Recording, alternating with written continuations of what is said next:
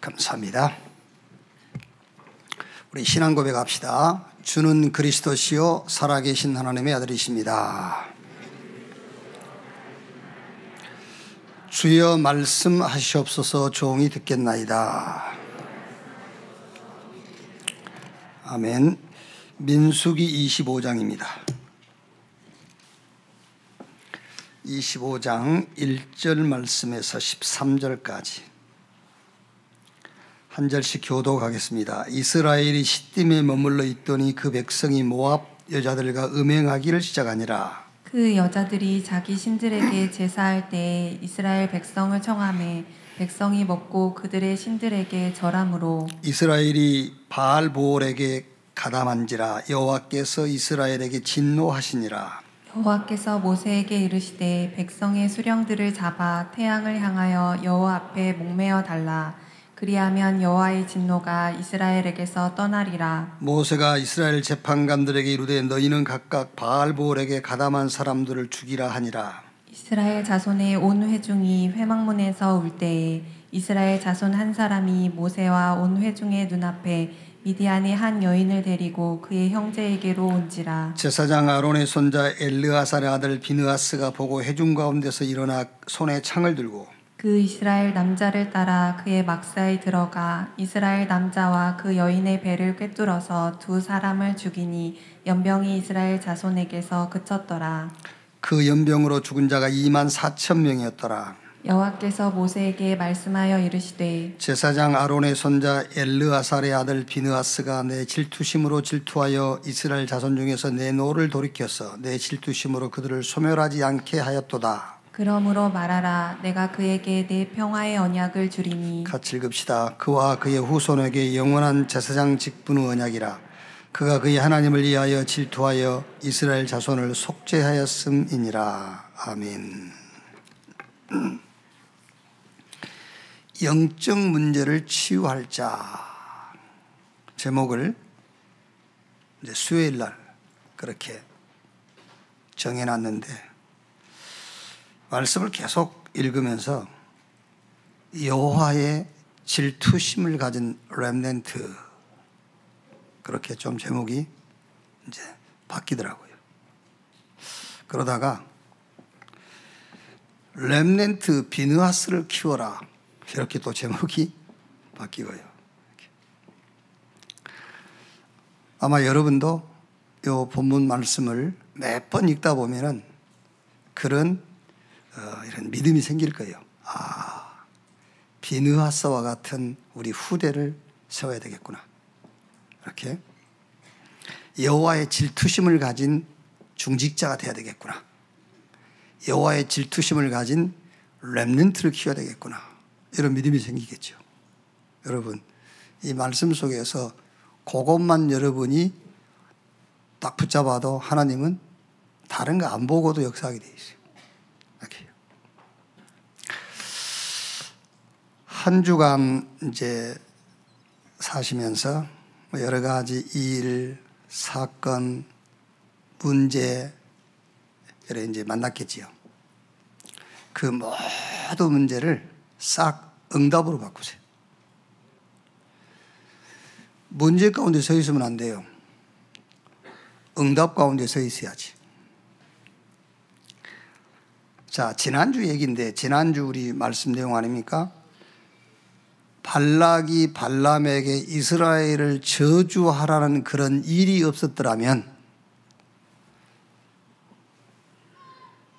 이스라엘 가운데에 보장된 하나님의 축복을 메시지로 하긴 못했을 거예요. 그런데 발락이 발람에게 이스라엘을 저주하라는 그 사건 때문에 이스라엘에게 보장된 축복을 확인할 수 있었던 거예요. 그래서 모든 일과 사건과 문제 속에서 나의 신분, 그 신분에 따라오는 권세, 그리고 반드시 하나님은 저와 여러분의 미래에 대한 축복이 약속되어 있어요. 그거를 확인하는 거예요. 저는 일을 하면서 또 삶 속에서 뭔가 판단하고 결정할 때에 실수, 모자람, 어리석음, 연약함 이런 것이 발견될 때에 저는 응답을 받습니다. 무슨 응답 받느냐면은 렘넌트 키워야 되겠구나. 그런 응답 받아요. 제대로 인도받는 제대로 된 우리 후대를 키워야 되겠구나. 그런 응답 받아요. 혹시 오늘 여기 우리 렘넌트 여러분들이 부모님들이 막 여러분들에게 뭔가 막 이렇게 강요하고 그러잖아요.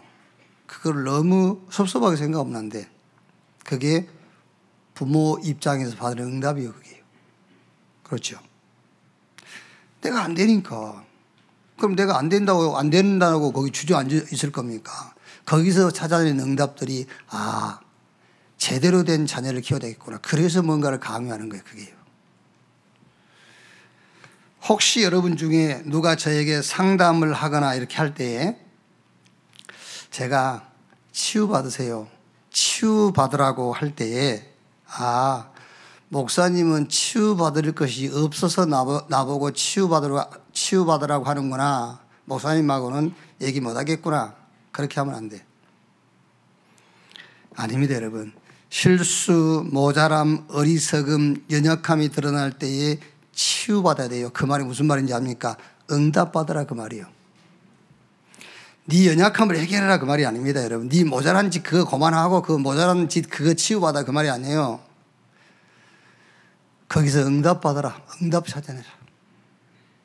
저는 그런다니까요. 저는 항상 뭘 일을 하다가 뭘 판단하고 결정할 때 반드시 거기에 결과가 오잖아요.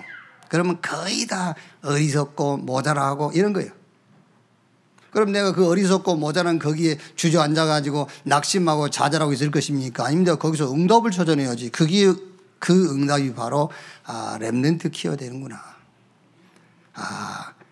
기성세대 나는 안 되는구나. 제대로 된 우리 후대를 키워야 되겠구나. 그 응답을 받는다니까요. 죽고 싶을 정도로 괴로움이 있을 때 치유받아야 돼요.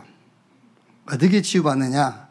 고린도후서 1장 8절 9절에 바울이 우리가 사형 선고를 받은 줄 알았다. 그만큼 힘들었어요. 이는 내 자신을 의지하지 말고 그리스도를 죽은 자 가운데서 살리신 하나님만 의지하도록 하시기 이함이니라. 이렇게 치유를 받고 이렇게 응답받았다 그 말이에요. 그러니까 여러분들이 혹시 신앙생활 하다가 너 치유받아 그 말은 하는 게 아니에요. 그 버릇 고쳐 그 말이 아니에요. 못 고쳐요. 못 고친다니까 그러네. 응답 받아라 그 말이야. 거기서 응답 찾아내라. 오직이 된 사람입니다. 그 오직이 됐다 그 사람은 오직 그러니까 이 사람 빈틈이 없다 그 말이 아니에요. 오직이 됐다는 것은 그리스도여야 된다라는 결론이 난 자라 그 말이에요. 오직이란 말은 빈틈 없는 사람이야. 오직이야. 우리 목사님은 오직 그리스도야. 빈틈이 없어 그 말이 아니에요. 그리스도 아니면 안 된다는 결론이 난 자다 그 말이에요. 오직. 그 오직이 된 사람은 반드시 유일성 응답을 찾게 되어 있어요. 그러면 그 응답은 재창조의 축복으로 가게 됩니다. 자, 그러나 여러분 거기서 머물면 안 돼요. 이제 도전해야 돼.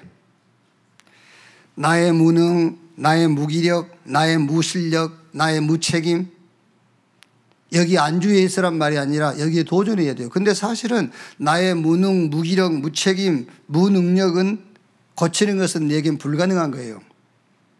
그런데 하나님의 능력을 믿고 도전하는 거예요. 내게 능력 주시는 자 안에서 내가 모든 것을 할 수 있느니라. 사도행전 1장 8절에 오직 성령이 너희에게 임하시면 너희가 권능을 받고 예루살렘, 유대, 사마리아 땅끝까지 이르러 내 증인 되리라. 에베소 5장 18절에 술 취하지 말라 이는 방탕한 것이니 오직 성령의 충만을 받으라. 그렇죠. 여러분 내 무능을 내가 고친다는 것은 불가능해요. 무실력인데 어떻게 그 무실력을 바꾸겠습니까? 그래서 보호자의 능력이 필요하고 그래서 시 공간을 초월한 하나님의 축복이 필요하고 그래서 저 보호자에서 비치는 빛이 필요한 거예요. 모든 일, 사건, 문제를 싹 응답으로 바꾸세요. 그 말이 무슨 치유받아라. 치유받으란 말을 오해하지 말라니까요. 고쳐라 바꾸라 그런 말이 아니요. 치유가 필요한 거기에 하나님이 준비해놓은 응답이 있습니다. 그 응답을 찾아내라고 말이잖아요. 그리스도 아니면 안 돼. 그리스도라야만 돼. 그 결론이 난 사람을 보고 오직의 사람이라 한 겁니다. 그 오직의 사람은 반드시 유일성 응답이 보입니다. 그 응답으로 재창조 역사가 일어나는 거예요. 거기서 안주하지 말고 뭐 해라? 이제 도전해라. 그리스도 안에서 오직 성령 충만으로 도전해라. 자, 오늘 이 말씀 가나안을 계속 정복해 가고 있어요. 가나안을 정복해 들어가면서 이스라엘 백성들에게 이제 심각한 문제가 발생한 거예요. 무슨 문제지요? 25장 1절에 이스라엘이 시딤에 머물러 있더니 그 백성이 모압 여자들과 음행하기를 시작하니라. 심각한 문제가 생긴 거죠. 이제 지금 계속 가나안 땅을 하나씩 정복해 들어가는 중에 모압 여인, 우상 숭배하는 이방 여인들과 이스라엘이 음행을 한 거예요. 이제. 자, 그러다가 2절에요. 그 여자들이 자기 신들에게 제사할 때에 이스라엘 백성을 청하며 백성이 먹고 그들의 신들에게 절함으로 모압 여인들의 꼬임에 빠져가지고 이제 그들의 신을 섬기는 제사에 함께 동참한 거예요. 이제. 그래서 이제 하나님의 진노가 임하죠. 3절에 이스라엘이 바알보올에게 가담한지라 여호와께서 이스라엘에게 진노하시니라. 그 진노하심으로 25장 9절에 그 연병으로 죽은 자가 2만 4천 명이었더라.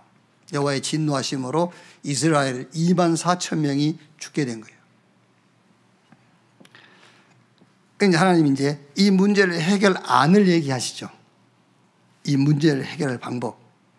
그게 25장 4절 5절. 여호와께서 모세에게 이르시되 백성의 수령들을 잡아 태양을 향하여 여호와 앞에 목매어 달라. 그리하면 여호와의 진노가 이스라엘에게서 떠나리라. 무시무시하죠. 해결 방법이. 수령들을 잡아다가 목을 매서 죽여버려요. 그리스도 안 오셨으면 지금 저와 여러분들이 당할 일이요 이게요. 그리스도가 오셔서 그리스도가 우리 저주를 대속했기 때문에 다행인 것이지, 그리스도 오시기 전에는 하나님의 방법이 그랬다니까. 하나님의 방법이 죄의 싹선 사망,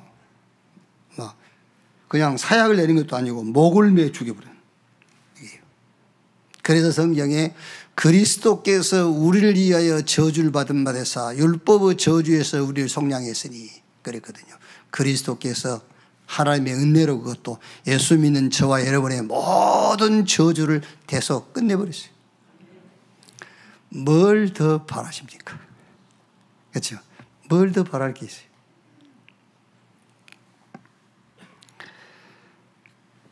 자, 이제 중요한 메시지가 나오지요.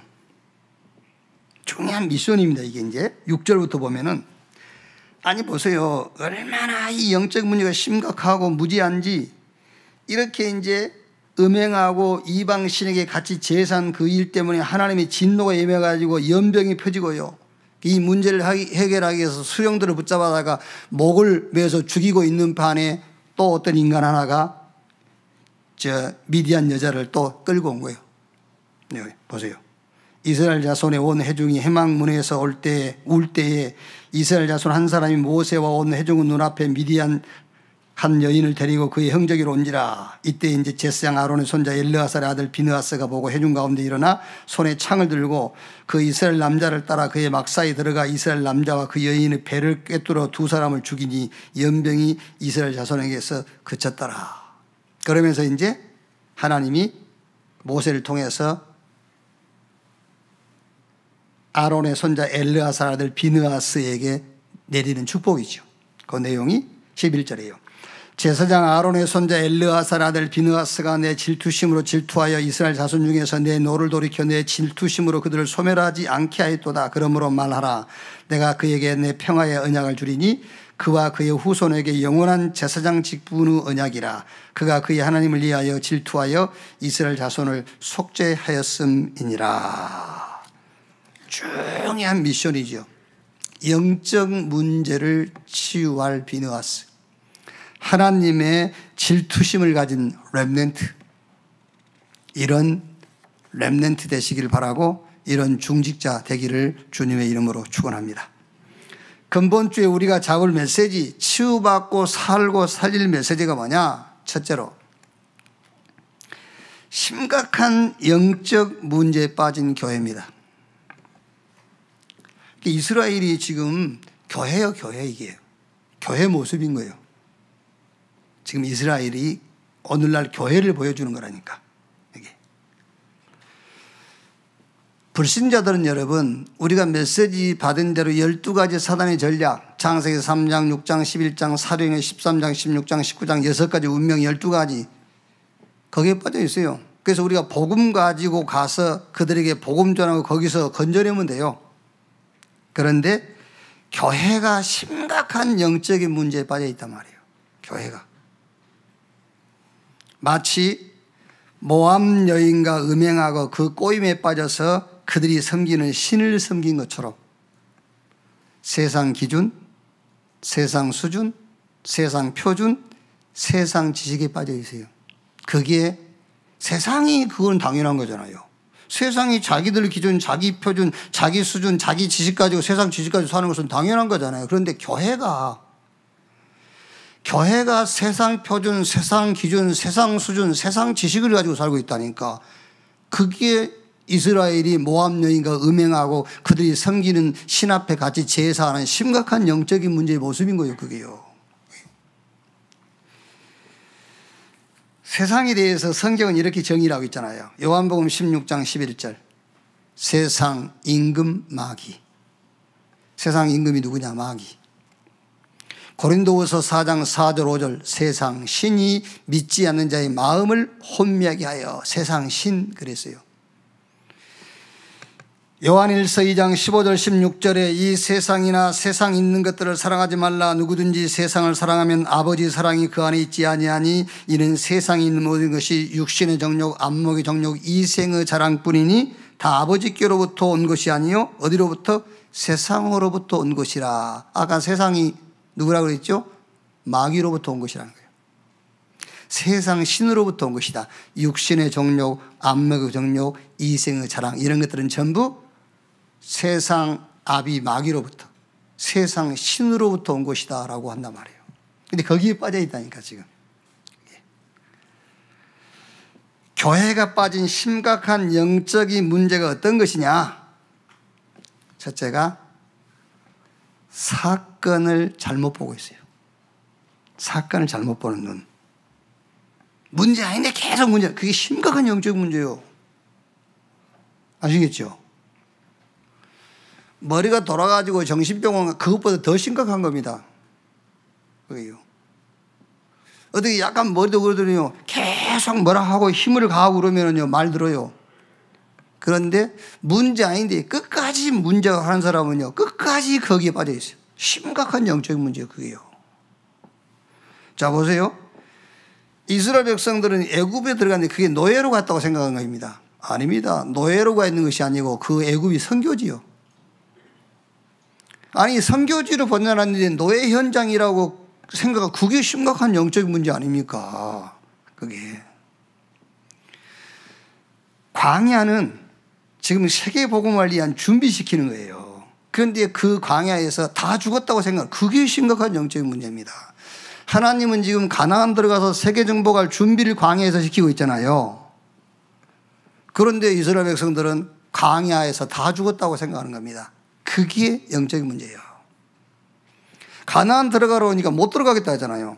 가나안 들어가 봐야 우리는 저들에게 비교하면 우린 메뚜기가 갖고 거기 들어가 봐야 종노릇밖에 못 한다. 못 간다 그러잖아요. 가나안 들어가서 237, 5천 종족 세계복음만 하는데 못 간다는 거예요. 사건 보는 눈. 그게 심각한 영적인 문제예요. 사울 왕과 다윗이 보는 사건 보는 눈은 달라요. 사울은 블레셋과의 그 싸움을요 전쟁이라고 생각한 거예요. 그래서 힘 있는 나라가 이기고 힘 없는 나라가 진다고 생각한 거죠. 저 블레셋 저것은 우리의 대적이고 저 블레셋 저것을 우리가 이겨야 된다고 생각합니다. 사울은요. 다윗은 그렇게 생각하지 않았어요. 다윗은 내가 어찌 이유가 없겠습니까? 블레셋과 싸움은 힘 대 힘이 아니라는 것을 알고 있어요. 그러니까 다윗이 너는 칼과 창과 단창 가지고 나오지만 나는 네가 모욕하는 만군의 여호와의 이름. 그래서 이 전쟁을 통해서 이스라엘이 하나님이 계신 것을 알게 하겠고 여호와의 구원하심이 칼과 창에 있지 아니함을 이 무리로 알게 할 것이다. 사건 보는 눈이 달라요.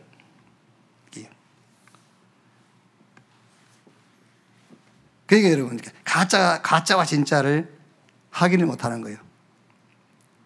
아까도 우리 얘기했습니다만 우리 렘넌트들이 많이 있으니까요. 여러분 돈이 필요하긴 필요한 겁니다. 돈이 필요한 건데 돈이 목적이 아니에요. 돈이. 그래서 내가 전에 한번 물어봤지 않습니까? 누가 더 영적인 문제가 심각하냐? A. 돈이 있으면 집에 안 들어가. 다 떨어져야 들어간 사람이 있어. 부산에 한 사람이 있어요.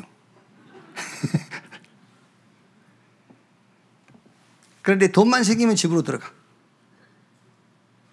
절대 집에서 밖으로 돈이 안 나와. 누가 더 심각한 사람이냐? 누가 더 육신적인 사람이냐? 제가 볼 때는 후자가 더 육신적인 사람입니다. 그분 장모님이 보실 때는 좋겠지요.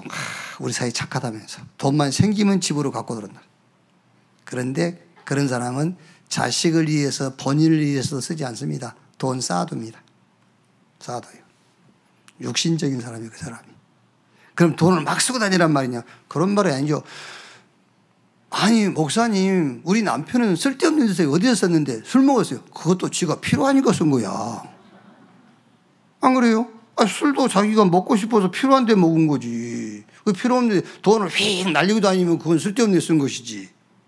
안 그래요? 돈을 막 저 다리 밑에서 확 뿌리고 다니면요, 그건 쓸데없는 데 쓴 것이면요, 그것도 지 쓸데 쓴 거예요. 그게. 우리 렘넌트 제 말 잘 들어야 됩니다. 지금 20대, 30대. 저는 그때 국회의원인지 장관인지 그 얘기한 거에 대해서는 동감을 해요. 지금 젊은 사람들이 취업 안 하고요, 직장 안 다니고 집에서 주식하고 코인하고 있다. 이걸 어른들 기성세대가 말려야 된다 그랬더니 벌떼같이 덤벼들어가지고 시대에 뒤떨어진 소리 한다면서. 그 사람 말이 맞는 겁니다. 말려야 돼요. 그렇죠. 말려야지. 그럼 하지 말란 말이냐? 아니, 할 사람은 해야 돼요. 할 사람은. 예를 들어서 저 포항에 저는 이상규 목사님 교회 그 렘넌트 한 명 지금 한 3개월째 매주 11조만 2천, 3천, 최고 4,500원까지 11조만 혼자서 뭐 하느냐? 주식하고 코인. 자세히 알아봤더니 나는 뭐 선물이 뭔지 모를 때 선물 그거 뭐 한다더라고. 그 선물이 뭔지는 모르는데. 그러면 혼자서 여러분 한 주에 4억, 3억을 막 번단 말이거든요. 그 렘넌트는 그거 해야 돼요. 그런데 모든 렘넌트가 다 그거 하면 안 돼요. 자, 한번 생각해 보세요. 한 달 월급이 300, 400이다. 그런데 집에 혼자 방에 앉아가지고 컴퓨터 갖다 놓고 주식 사고 팔고 이렇게 센스 있게 한다. 그래서 한 달에 1억을 번다. 좋아요. 모든 젊은이가 다 그러고 앉아 있어. 어떻게 되겠어요, 세상? 그렇죠? 설령 한 달에 1억씩 번다 하더라도 그 사람의 정신과 영혼은 비폐해져요. 아시겠죠? 정신 다 상하는 겁니다. 영혼도 다 무너지는 거예요. 그러면 300, 400 받고 직장 다니는 사람은 그럼 300, 400밖에 안 버는 것이냐? 그렇지 않습니다. 제가 계산할 때는 300, 400이 아니라 그 통장에 찍힌 숫자만 300, 400이지 직장에 오고 가고 인간관계 맺고 문제 생기면 문제 해결하고 하면서요, 굉장한 정신건강과 영적인 엄청난 힘을 얻는 거예요. 그거는 돈으로 환산할 수 없어요. 통장에 찍힌 숫자만 200만 원, 300만 원 것이지 통장에 찍히지 않는 돈은 어마어마한 거예요. 우리 렘넌트 잘 알아들어야 돼요, 여러분. 그게요. 여기 우리 직장인들도 마찬가지입니다. 죽으라고 한 달 고생해봐야 300, 400 많이 받으면 5, 600 이렇게 받겠지요. 그것만 받는 게 아닙니다, 여러분들이. 직장 다니면서 인간관계 맺고요, 대화하고 거기서 정보 주고받고 그러면서 우리 신앙인들은 특히 영적인 싸움 싸우고 그게 돈으로 환산할 수 없는 어마어마한 그 수입이 되는 거예요. 아시겠죠? 우리 렘넌트 어느 쪽을 선택하겠습니까? 저는 여러분들에게 100번 만번 전자를 선택하라고 하고 싶어요. 혼자 앉아 있으면 되겠지. 센스 있게 치고 받고 팔고 사고 하면 막 금방 돈 생기겠지. 그렇지 않습니다, 여러분.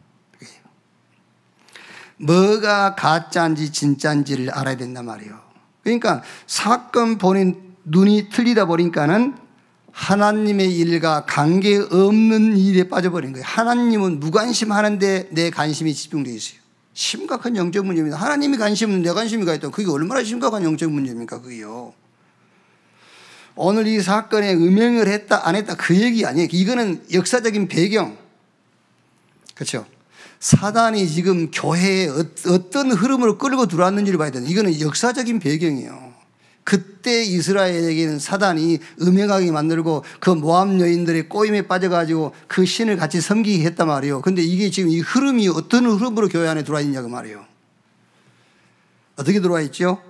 사건 보는 눈을 틀리게 만들어버린 거예요. 그렇죠? 얼마나 안타깝습니까? 하나님은 응답을 준비하는데 계속 문제라고 하니까요. 이제 그러다 보니까는 하나님의 일과 관계없는, 하나님은 관심 없는 거기에 집중되어 있는 거예요. 사도행전 1장 6절 7절에 그렇게 예수님을 따라다니고 예수님이 저 감람산에 불러가지고 계속 지금 메시지 주고 있거든요. 메시지 주고 있는 중에 제자들이 하는 말입니다. 이스라엘이 언제 회복되겠습니까? 저 같으면은요, 이리 와봐. 그래요. 막 진짜 입에 나오려고 여기. 막 주 패버리겠어요. 키 큰 놈 있으면 헤딩해서 받아버리고 막. 작은 놈은 조인트 가고 그러겠어요. 그렇게 못 깨닫냐 하면서 막. 그 주님 뭐라 합니까? 그거는 너희 알 바 아니고 이스라엘이 언제 독립되고 안 되고 그건 너희 알 바 아니야. 그건 하나님이 하시는 거야. 너희는 오직 성령을 받고 저 딴 것까지 가서 그리스도의 증인되는 거야. 이게 얼마나 심각한 영적 문제이에요. 또 제자들 보세요. 따라다니면서 주님 천국에 가면 누가 더 큽니까? 이라고 있습니다. 그게요. 누가복음 12장 13절로 21절에요. 또 어느 젊은이가 예수님께 와가지고 이랍니다. 선생님, 내 형을 명하여 유산을 나누게 하소서. 이제 그러니까 우리 그 나라 그 전통과 유대인 전통이 비슷한 것들이 많이 있어요. 그래서 유대도 장자가 재산을 많이 가져요. 지금 우리나라는 이제 그렇지 않죠? 똑같이 나누죠. 장자가 더 가져가나? 뭐 나눌 것도 없지 뭐. 뭐 이세 나누지. 근데 이제 뭐 장자가 좀 더 가져간 이유가 그 유교 사상에서 제사한다고 더 가져가는 거잖아요. 이제 그걸 이용해 갖고 이제 형들이 다 자기 거 챙기고 그러는데, 그 전통이 비슷한가 봐. 그러니까 아버지가 유산 남겼는데 이제 형이 많이 가져가니까 동생이 예수님께 찾아와 가지고 우리 형을 명하여 재산을 좀 나누게 하소서. 그러니까 예수님 뭐라 합니까? 이 사람아, 누가 나를 너희의 재판관으로 물건 나누는 사람으로 세웠느냐? 나는 그거하고 무관해. 예수님이. 누가 나에게 상처를 주었네, 상처받았네, 그때 주님이 다 보고 상처를 치유해 줄 것 같죠? 아닙니다. 내가 누구한테 상처를 줬고 누가 나한테 상처를 줬고 주님 관심 없어요. 여러분 굉장히 관심 있는 것 같죠? 막 부인이 밥 안 해주면 하나님이 막 관심 갖고 있는 것 같죠? 남편이 좀 막 늦게 들어오고 그러면 막 하나님이 관심 갖고 있는 것 같죠? 전말의 말씀, 하나님은 거기에 무관심. 아시겠어요? 그 하나님이 무관심한데 왜 그렇게 관심을 갖고 계세요? 그게 영적 문제라니까. 그게 심각한 영적 문제예요. 그게. 예수님의 관심은 마가복음 10장 45절 인자가 온 것은 섬김받으러 온 것이 아니라 오히려 섬기려 하고 많은 사람을 위한 대속제물로 죽기 위해서 왔다. 예수님이 죽을 죄인들의 죄를 대속해 가지고 그 죄를 사하고 죄 가운데서 그들을 건진 겁니다. 거기에 관심이 있어요. 거기에. 요한일서 3장 8절 하나님의 아들이 나타나신 것은 마귀의 일을 멸하려 하심이라.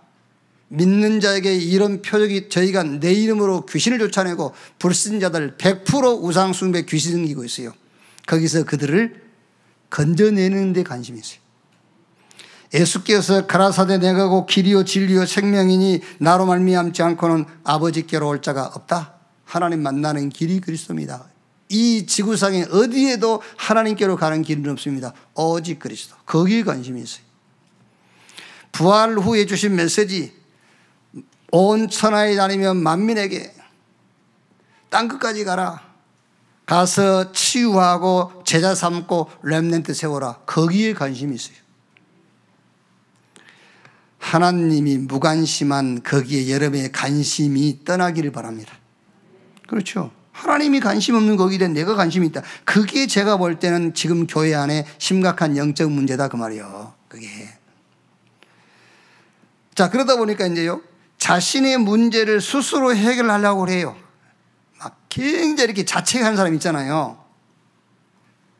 얼른 보면은 굉장히 양심적인 신앙인처럼 보입니다. 심각한 영적 문제입니다.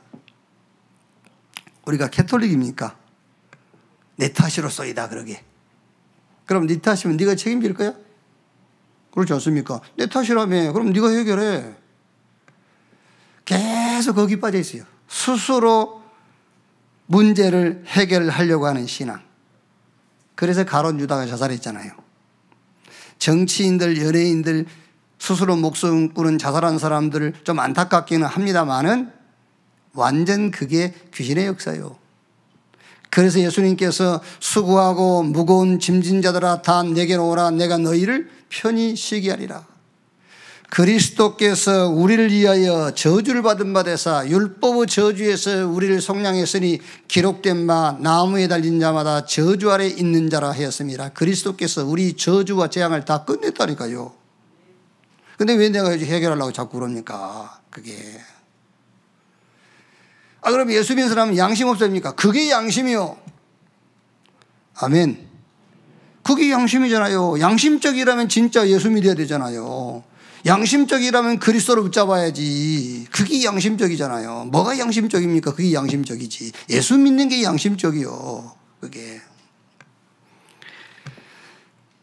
자, 교회가 빠진 심각한 영적인 문제입니다. 많이 있겠습니다만 크게 세 가지. 사건 보는 눈이 틀려 있어요. 그렇죠. 하나님이 관심 없는 거기에 관심을 집중하고 있어. 그게 영적 문제예요. 그리고 스스로 내 문제를 해결하려고 하는 그게 제가 볼 때는요, 심각한 영적인 문제입니다. 두 번째, 해답을 말씀하시죠. 25장 4절 5절에요. 이 심각한 영적 문제에 대한 해답. 4절 5절 여호와께서 모세에게 이르시되 백성의 수령들을 잡아 태양을 향하여 여호와 앞에 목매어 달라. 그리하면 여호와의 진노가 이스라엘에게서 떠나리라. 뭡니까? 죽이라. 죽여라. 해결 방법이 죽이는 겁니다. 죽이는 거. 그럼 어떻게 죽으면 되느냐잖아요. 어떻게 죽으면 되느냐. 그게 이렇게 죽으면 돼요. 영접하는 자 곧 그 이름을 믿는 자 하나님의 자녀. 이렇게 죽으면 돼. 나는 하나님의 자녀다. 이렇게 죽으면 돼요. 고린도후서 5장 17절 그런즉 누구든지 그리스도 안에 있으면 새로운 피조물 이전 것은 지나갔으니 보라 새 것이 되었도다. 내가 그리스도와 함께 십자가에 못 박혔나니 그런즉 이제는 내가 산 것이 아니라 내 안에 그리스도께서 사신 것이라. 내가 육체 가운데 사는 것은 나를 사랑하사 자기 몸을 버리신 하나님의 아들을 믿는 믿음 안에서 사는 것이다. 이렇게 죽으면 돼요. 그렇게 아시겠죠? 그 죽는다는 것도 자꾸 종교적으로 불교식으로 죽으면 안 돼요. 복음적으로 죽어야 된다니까요. 복음적으로. 이건 내가 죽어야지. 그러면서 양보 포기 그게 아니에요. 내가 죽어야지는 나는 하나님 자녀다. 이렇게 죽는 거예요. 복음적으로 죽어야 돼. 나는 새로운 피조물이야. 그리스도 안에서 이렇게 죽어야 돼 이제. 내가 주인이 아니야. 하나님이 나의 주인이야. 이렇게 복음적으로 죽어야지. 자꾸 종교적으로 죽는단 말이에요. 그게요. 그러면 사람들이 볼 때는 좋아해요. 저 사람 굉장히 참 사람이 그래도 양심이 있다면서. 로마서 5장 6절에 우리가 아직 연약할 때, 로마서 5장 8절에 우리가 죄인 되었을 때, 로마서 10장 10절에 우리가 원수 되었을 때 그리스도께서 우리를 위하여 죽으심으로 했잖아요. 우리가 연약할 때, 죄인 되었을 때, 원수 되었을 때에 그리스도께서 우리를 대신 죽었어요.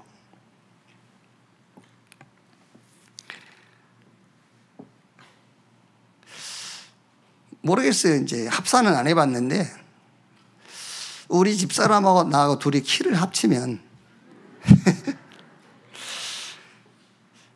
3m 좀 넘을 거야 아마.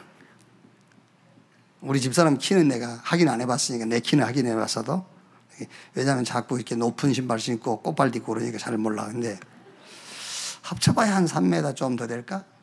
그래 이제 저도 작지만 집사람 작아요. 그래 이제 어느 날 우리가 지금 몇 년을 살았냐면은 42년 살았어. 42년을 살았는데 42년을 살고 우리 집사람이, 내가 집사람한테 키가 왜 이렇게 작아요? 그럼 우리 집사람이 뭐라 해야 되겠죠? 네? 미안해요. 죄송해요. 좀 커가지고 올까요? 이래야 되겠어요? 뭘 해야 되겠어요? 다 알고 결혼하셨잖아요. 그렇죠. 다 알고 하셨잖아요. 우리가 연약할 때, 우리가 죄인 되었을 때, 우리가 하나님과 원수 되었을 때 하나님께서 우리를 구원하신 거예요. 하나님이 우리를 구원하실 만한 조건 1도 없었어요. 우리 스스로 구원받을 만한 조건 1도 갖출 수 없고, 우리가 아직 연약할 때, 우리가 아직 죄인 되었을 때, 우리가 하나님하고 원수 되었을 때 우리를 불러서 구원했어요. 그걸로 끝입니다. 얘기하세요. 주님이 너 왜 그래요? 알고 부르셨잖아요. 그럼 돼요. 양심이 그럴 거란 말이야. 양심이, 야 임마 너 그래 알고 부르셨잖아요. 다 알고, 그럴 줄 알고. 그걸 모르고 불렀다면 하나님 아니야. 그렇지 않습니까? 그걸 알고 불렀기 때문에 하나님이잖아요. 어떻게 죽으면 되느냐? 부활 메시지 탁 붙잡고 죽으세요. 그게 죽는 거예요. 그게 복음적으로 죽는 겁니다. 부활 메시지. 그거 잡으면 죽는 겁니다. 왜요? 그리스도, 하나님의 나라, 성령 충만, 이걸 탁 붙잡고요. 메시지 들으셨습니까? 7 흐름. 성삼위 하나님이 나와 함께, 거기서 나오는 신분 권세, 그거 붙잡고 누리면 그게 죽는 거예요. 복음적인 죽음이요, 그게요. 신앙의 10가지 비밀, 여기에 핵심이 뭐냐? 역발상. 자꾸 여러분 신앙생활 하면서 앞에 있는 거 보지 말고요, 눈에 안 보이는 것인데 뒤에 걸 보세요. 반대 거. 거기에 하나님의 어마어마한 응답이 들어있어요. 반대 거. 신앙이 10가지 발판, 거기 핵심이 하나님의 절대 주권, 그걸 탁 붙잡으면 돼요. 10가지 있는데 다 말할 수 없으니까요. 하나님 절대 주권. 여러분이 어디 가든 간에 싸우지 않고 이기는 9가지 포인트 있습니다. 넓이, 높이, 깊이, 위, 아래, 옆, 과거, 현재, 오늘 같이 보는 겁니다. 전체를 보세요. 인간관계도 마찬가지입니다. 전체를 보세요. 전체를요. 그러면 답이 나와요. 저를 볼 때에도 저만 보면 안 됩니다. 내 부모님을 봤어야 돼요. 그래야 왜 키가 작구나, 그게 나오는 거예요. 어머님이 작았구나, 이렇게. 그래야 이해가 되잖아요. 어머님이 작았구나, 이렇게. 그리고 그 다음에 이제 현재 나만 보면 안 돼요. 내 자식을 또 봐야 돼요. 이렇게 한 인간을 볼 때에도 과거, 오늘, 미래 동시에 봐야 그 사람을 정상적으로 볼 수가 있는 거예요. 모든 건 마찬가지예요. 어디를 가든지 싸우지 않고 이기는 비밀, 9가지 포인트. 어떤 불신앙도 이길 수 있는 5가지 확신. 확신하시면 됩니다, 여러분. 뭐가 바뀌고 변화되고 그게 응답 아니에요. 절대 흔들리지 않는 것이 응답이에요. 5가지 확신. 미리 보고 가는 62가지 삶. 예배와 기도, 그게 교회입니다. 그걸로 다 끝내야 돼요. 예배 드리고 기도함으로 어떤 것도 문제가 되지 않는 이 7 흐름. 이걸 붙잡고 죽는 겁니다. 이걸 붙잡고요. 죽여라 했잖아요. 이 심각한 영적인 문제의 답, 죽는 것인데 어떻게 죽는 것이냐? 복음 안에서 이렇게 죽으면 돼요. 자, 마지막 3번째. 중요한 미션인데요. 준비하는 응답이에요. 우리가 준비해야 돼, 이제는요. 자, 11절 13절에 제사장 아론의 선자 엘르아살의 아들 비느하스가 내 질투심으로 질투하여 이스라엘 자손 중에서 내 노를 돌이켜서 내 질투심으로 그들을 소멸하지 않게 하였도다. 그러므로 말하라. 내가 그에게 내 평화의 언약을 주리니 그가 그의 후손에게 영원한 제사장 직분의 언약이라. 그가 그의 하나님을 위하여 질투하여 이스라엘 자손을 속죄하였음이니라. 여호와의 질투심을 가진 렘넌트, 시대의 영적인 문제를 해결할 렘넌트를 키워라. 우리가 여기에 헌신하고 여기에다가 생을 걸면 돼요. 자, 렘넌트 비느하스를 키워라. 이 렘넌트 비느하스를 세우고 렘넌트 비느하스로 훈련시켜라. 예배, 헌금, 후대를 가장 많이 강조했던 유대인들이 세계 현장을 장악했잖아요. 그런데 그거는 틀린 정복이죠. 우리처럼 빛을 비추고 생명을 살린 정복이 아닙니다. 죽이는 정복이에요. 그래서 유대인들은 예배를 강조했는데 안식일을 강조했잖아요. 우리는 하나님 말씀을 강조해야 돼요. 그 말씀 속에 하나님의 뜻을 강조해야 돼요. 유대인들은 헌금을 의무로 시켰어요. 의무. 헌금은 의무가 아닙니다. 사명입니다. 아멘. 11조 의무라고 그러는데 의무 아니요. 사명이요. 11조 의무적으로 안 해도 돼요. 사명. 하나님 앞에 헌금 의무 아닙니다. 사명. 헌금을 해야 될, 11조를 해야 될, 내가 하나님께 감사 헌금을 드려야 될 사명이 보여야 돼요. 우리 렘넌트들은 유대인들처럼 헌금을 의무적으로 하는 것이 아닙니다. 사명으로. 유대인들은 후대를 키우는데 이게 경쟁할 수 있는 자로 키운 겁니다. 경쟁. 아닙니다. 우리는 우리 렘넌트, 우리 후대는 경쟁자로 키우는 것이 아닙니다. 생명 살릴 자로, 빛을 비출 자로, 빛 운동할 자로 키우는 거예요. 그래서 유대인들이 틀리게 현장을 장악하고 있는데 우리는 올바르게 바른 정복을 해야 돼요. 이렇게 하나님 말씀 붙잡고 헌금 의무 아니다. 사명으로. 경쟁하기 위해서 아니다. 우리는 시대와 현장에 빛을 비추고 생명운동하기 위해서. 그게 렘넌트 운동이에요. 그래서 오늘 중요한 메시지입니다. 여러분, 렘넌트 비느하스를 키우고 세우고 훈련시켜라. 야곱이 요셉 하나 훈련시켰는데 어떻게 됐죠? 애굽과 세계를 살렸어요. 요게벳과 이드로가 모세 키웠지 않습니까? 애굽 시대 마감해버리고 가나안 시대를 열었잖아요. 한나가 사무엘 키웠어요. 미스바 운동과 함께 블레셋 시대를 끝냈어요. 이세가 다윗 키웠습니다. 어떻게 됐지요? 성전 운동, 영원한 운동의 응답을 받았어요. 렘넌트 비느하스를 키우는 이 교회 여러분 되시기를 주님의 이름으로 축원합니다. 이번 말씀드렸지 않습니까? 보호자의 축복, 시공간을 초월한 축복, 저 237 현장에 빛을 비추는 이 응답의 플랫폼이 RTC 운동이다.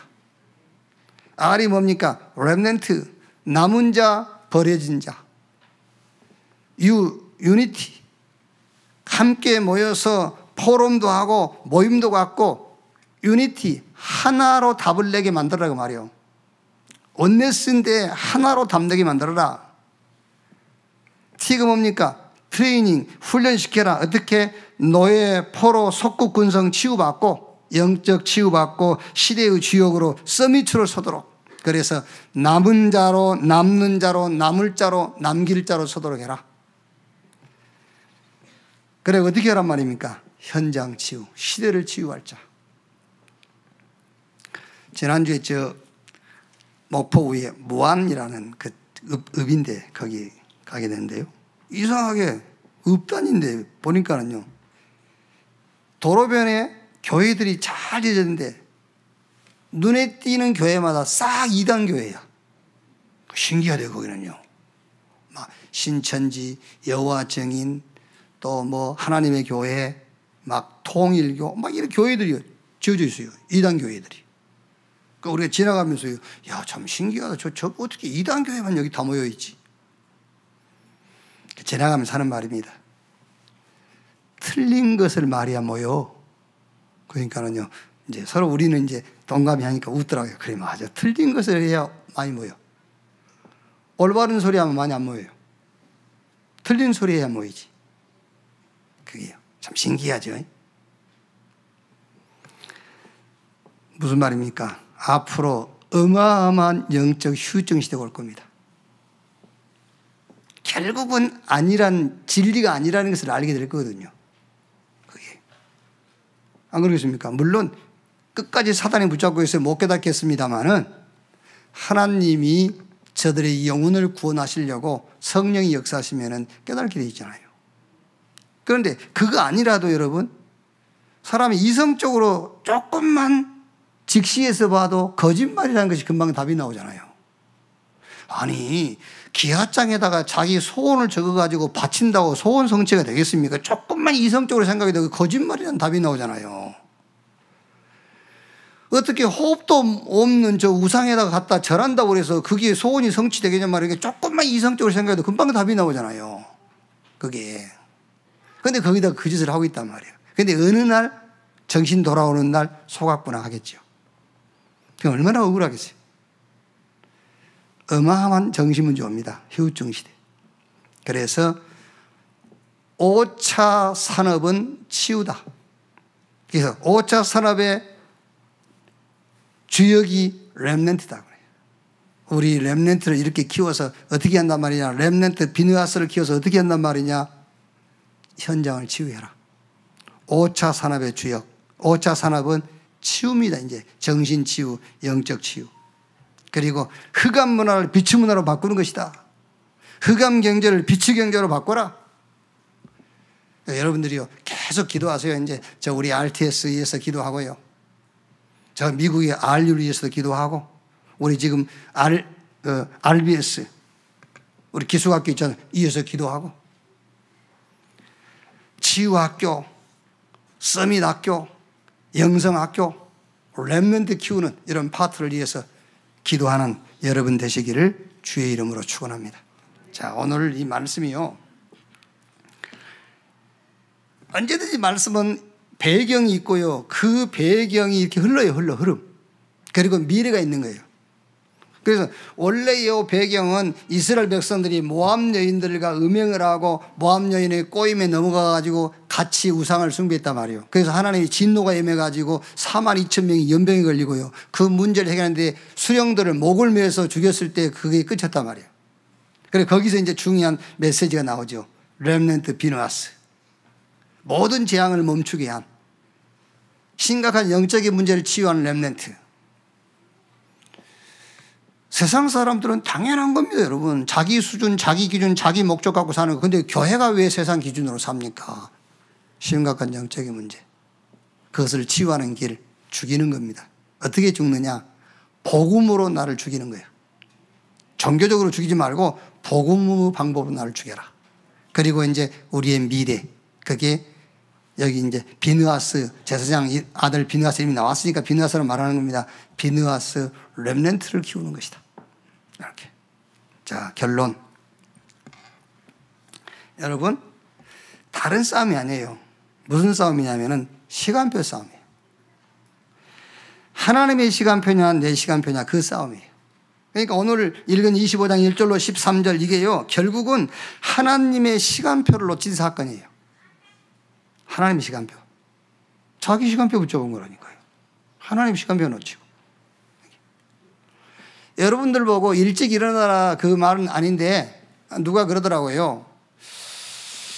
뭐 이게 모든 사람에게 적용되는 것은 아니겠습니다만은 조금 그 약간 객관성이 있는 말입니다. 그 일본의 어느 마을에서 명의, 아주 그 사람한테 가기만 모든 병이 나은 그 의사가 이제 나이 많이 먹어가지고 죽을 때, 운명할 때가 돼가지고 그 마을 사람들이 모여드니까는 얘기했다고 그래요. 나는 죽고 이제 여러분들을 치료할 수 없다. 그러니 나보다 훨씬 훌륭한 의사 한 분을 소개해 주겠다. 그러면서 그분이 소개해 준 것이 음식, 운동, 수면. 이게 나보다 더 훌륭한 의사다. 이렇게 잘 자고 잘 먹고 운동하고 이렇게. 그러면서 거기에 이제 그래서 10시 안에 10시 안에 자고 10시 안에 자고 해 뜨면 일어나라 그랬더라고요. 그럼 10시에 자고 해 뜨면 일어나면 최소한도 8시간 자야 돼. 그게 네, 말하자면 그런 거예요. 할 일이 있으면 일찍 일어나야지. 자, 예를 드는 겁니다. 오늘 이런 일들이 이런 심각한 영적인 문제가 그 발단이 그 원인이 뭐냐? 시간표 놓친 거예요. 하나님의 시간표를 놓치고 내 시간표 속에 산 겁니다. 그래서 이런 문제가 온 거예요. 그래서 시간표 싸움이다. 자, 두 번째는 항상 역발상입니다. 반대 것을 보세요. 내 것이 아닌 하나님이 준비하신 내 것이 있어요. 하나님이 만드신 나, 이것만 봐도 돼. 그렇죠? 하나님이 만드신 나의 것, 하나님이 준비한 나의 현장, 역발상, 반대 것 봐라. 그러면 틀림없어요. 하나님의 절대 계획을 붙잡으세요. 그거는 어떻게 보면은 불가능하게 보여주세요. 그러나 하나님의 절대 계획, 이걸 딱 잡으면 됩니다. 그때에 여러분들이 계속 말씀드린 것처럼요, 시 공간을 초월하는 하늘의 군대들이 여러분 현장에 파송되게 되어 있어요.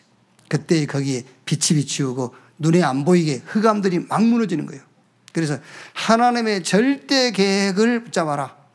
언제? 말씀드릴 때. 오늘 또 하나님의 절대 계획이 말씀을 통해서 많이 증거돼서요. 그걸 붙잡아라. 그런데 내 수준에서 볼 때는 불가능해. 그래서 하나님이 보호자의 축복으로 역사하시겠다고 약속했어요. 하나님의 절대 계획을 잡아라. 역발상, 반대 것을 봐라. 내 것이 아닌 하나님이 준비한 것. 그리고 시간표 놓치지 마라. 하나님의 시간표 놓치면 안 됩니다. 내 시간표에 매여 있으면 하나님의 시간표 놓치는 거예요. 이번 한 주간도 최고의 응답의 주간이 되기를 주님의 이름으로 축복합니다. 기도하겠습니다. 하나님 감사합니다. 세상 사람들이 세상 방법으로 사는 것은 당연한 것인데 교회 안에 세상 방법들이 많이 들어와 있습니다.